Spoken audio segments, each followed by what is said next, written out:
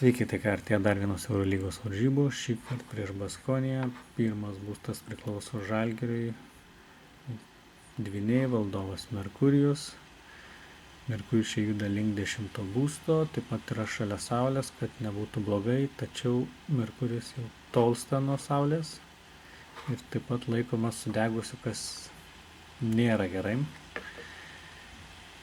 7 būstas Šaulys, valdovas Jupiteris. Jupiteris čia yra egzaltacinis stiprus, tačiau pakliūna į pirmą būstą, į Žalgirio būstą. Todėl iš savęs kaip valdovas yra stipresnis negu Merkurijus, tačiau jo pozicija nėra gera.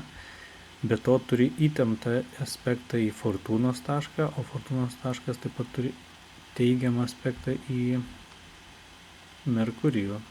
Todėl Fortūnos taškas labiau palaiko Žalgirį šiuo atveju. Aplamai horaras yra ne vienapusiškas, manyčiau, kad varžybos bus apylygės ir labai sunku pasakyti, kas nugalės, bet labai tikiuosi, kad kitų planetų palaikymas atneš Žalgiriui daugiau sėkmės ir tas, kad Jupiteris yra pirmam būste, Žalgirio valdomam būste, tai šiokį tokį pranašumą duosiu Žalgiriui ir manau, kad jie vis dėlto pasiims pergalę. Tikėkime, kad taip ir bus.